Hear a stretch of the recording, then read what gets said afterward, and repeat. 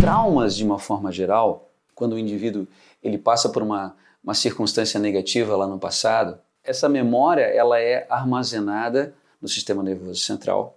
Mas como eu falei, ela não somente se restringe ao sistema nervoso central, ela passa a condicionar todo o organismo desse indivíduo. Então, uma vez que você tem um determinado pensamento, ou você lembra de uma determinada coisa, essa lembrança vai ativar um centro, se a lembrança for positiva, ela vai ativar um centro no nosso cérebro que faz com que ocorra uma descarga de hormônios que são hormônios relacionados ao bem-estar. Agora, se essa ideia, se essa lembrança ativa centros relacionados a uma emoção negativa, eu vou ter uma descarga também da mesma maneira relacionada à emoção negativa, fazendo com que hormônios sejam secretados no meu organismo relacionados à proteção.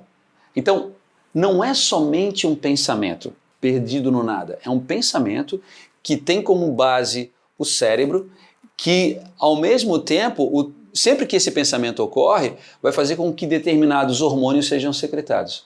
Ou seja, o organismo como um todo passa a se adequar e passa a se acostumar, essa é uma palavra importante, passa a se acostumar com aquela assinatura psicofisiológica. Então eu tenho esse pensamento que vai mobilizar essa emoção, que vai determinar a secreção desse hormônio, e esse hormônio, sendo secretado continuamente no organismo, vai criar uma espécie de vício.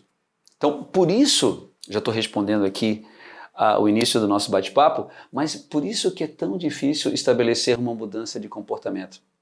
Por isso que é tão difícil pensar em outra coisa que não seja um determinado pensamento específico ou de manifestar um comportamento específico, porque aquele comportamento ao longo dos anos ocorrendo vai determinar também um condicionamento fisiológico.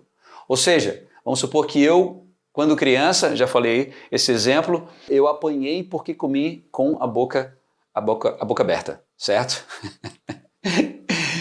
Então, hoje no presente, quando alguém come com a boca aberta, aquela lembrança do passado, ela é ativada. E aquela lembrança do passado, ela não somente vai mobilizar o meu cérebro, mas ela vai mobilizar o meu corpo como um todo. De que maneira? Porque o corpo está conectado com o cérebro, está conectado com o corpo, no sentido de que toda vez que eu tenho um pensamento, ativo uma emoção que secreta um hormônio específico.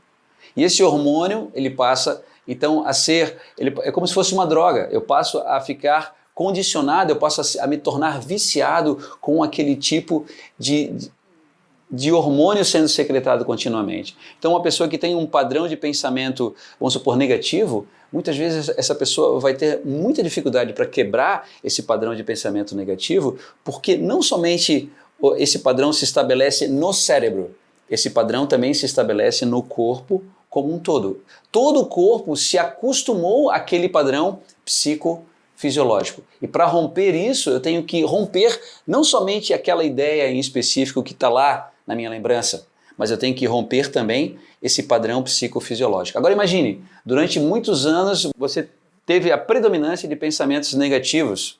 Você condicionou o corpo com uma série de hormônios que são relacionados ao pensamento negativo, que são hormônios, por exemplo, relacionados à sobrevivência, como a adrenalina e o cortisol. Em determinado momento da tua vida você não quer mais ter a predominância desses pensamentos, mas não é tão simples assim. Não é simplesmente você romper esse conjunto de pensamentos ou trazer pensamentos positivos. Você tem que recondicionar o seu corpo como um todo. Então, você tem que encontrar mecanismos que possam desativar, vamos dizer assim, essa assinatura psicofisiológica.